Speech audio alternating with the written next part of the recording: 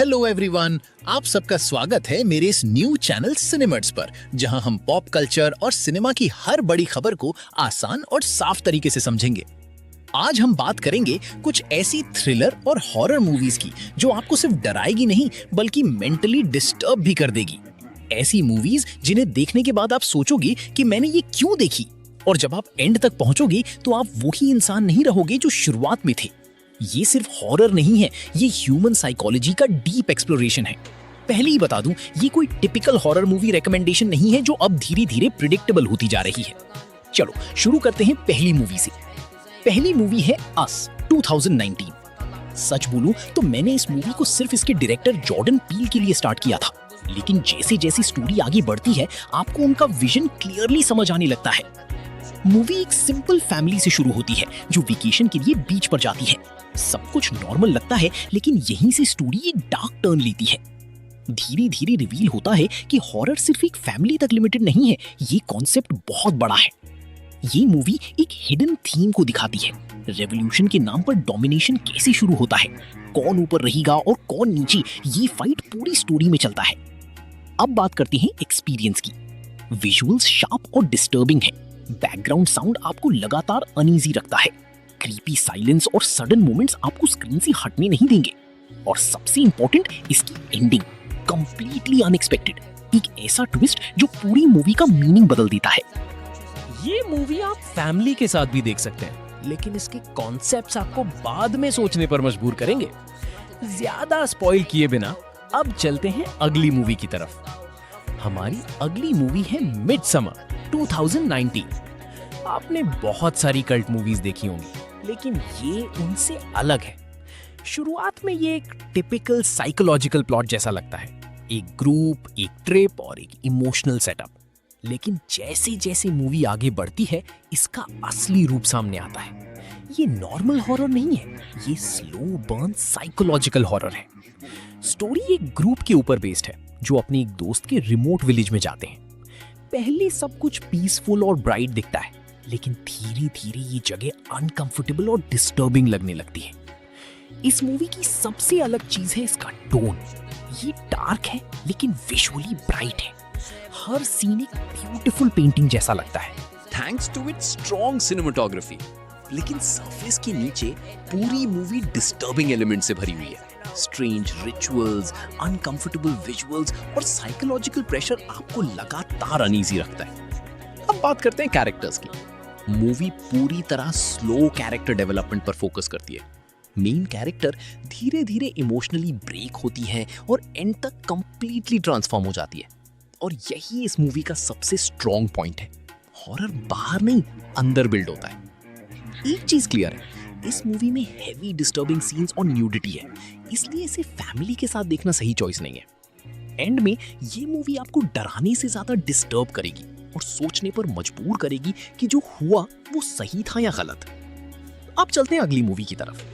अगली मूवी शायद आपने पहले ही देख ली होगी, लेकिन फिर भी इसे इग्नोर नहीं किया जा सकता। मूवी है गेट आउट 2017।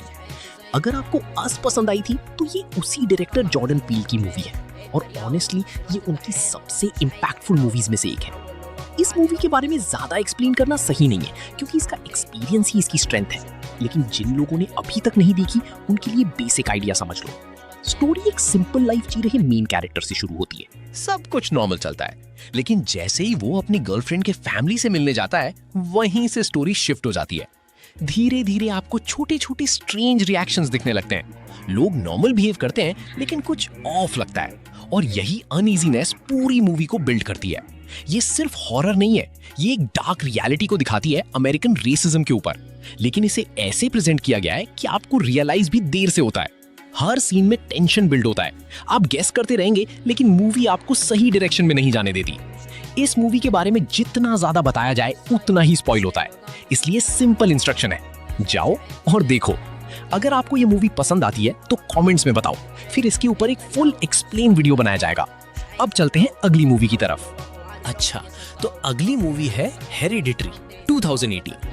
ये मूवी मिडसोमर के सेम डायरेक्टर आरी एस्टर की है, और ये उनकी सबसे डिस्टर्बिंग वर्क्स में से एक है। ये मूवी आपको सिर्फ डराती नहीं है, ये आपको मेंटली तोड़ती है। पास्ट गिल्ट, हेजिटेशन, फ्रस्ट्रेशन और फैमिली ट्रॉमा के ऊपर बिल्ड होती है। मूवी का एनवायरनमेंट लगातार अनकंफर्टेबल रहता है, स्लो टेंशन बिल्ड होता है और हर सीन आपको अनईजी रखता है। विजुअल सिंपल है लेकिन इम्पैक्ट स्ट्रॉन्ग है। कुछ सीन्स इतने डिस्टर्बिंग है कि लंबे समय तक याद रहते हैं। पर्सनली इस मूवी में एक पर्टिकुलर सीन ऐसा है जो आपको जेन्युइनली डरा देगा। आरी एस्टर इस मूवी में अपना विजन पूरी क्लैरिटी के साथ दिखाते हैं। कोई अननेसेसरी जंप स्केयर्स नहीं, प्योर साइकोलॉजिकल प्रेशर। सिंपल बात, ये मूवी आपको अंदर से स्क्रैच करेगी और एंड तक आपको हैवी फीलिंग के साथ छोड़ देगी। हमारी अगली मूवी है द लाइट हाउस 2019। ये मूवी बाकी मूवीज की तरह प्योर हॉरर या साइकोलॉजिकल साइड पर फोकस नहीं करती। ये ज्यादा लीन करती है फैंटेसी, आइसोलेशन, इमोशन और मिस्ट्री की तरफ। पर्सनली इस मूवी को मैंने इसके मेन कास्ट रॉबर्ट पैटिसन और विलम डेफो के लिए देखा था और दोनों ही एक्टर्स अपने रोल्स को पूरी इंटेंसिटी के साथ निभाते हैं। मूवी की सबसे यूनिक चीज है इसका black and white presentation.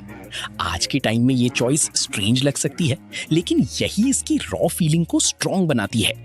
Setting simple है, 2 लोग, एक लाइट हाउस और कंप्लीट आइसोलेशन। धीरे धीरे स्टोरी अनफोल्ड होती है, आपको समझ नहीं आता कि क्या रियल है और क्या इमेजिनेशन। ये मूवी फास्ट नहीं है, ये स्लो बर्न है। स्लो पॉइजन की तरह इसका इफेक्ट आपके अंदर बिल्ड होता है। हर सीन के साथ टेंशन और कंफ्यूजन बढ़ता है।